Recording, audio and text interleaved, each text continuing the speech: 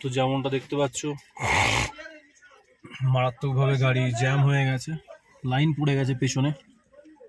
এই যে দেখতে পাচ্ছ পেছনটা পুরো লাইন পড়ে গেছে, আর সামনের দিকে ট্রাক চলে এসছে একটা।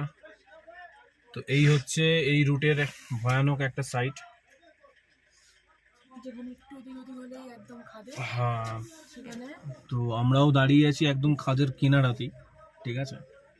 তো আশা করি লাকিলি সবাই সুস্থভাবে ভালোভাবে বেরিয়ে যেতে পারবো। দেখে নি সামনে,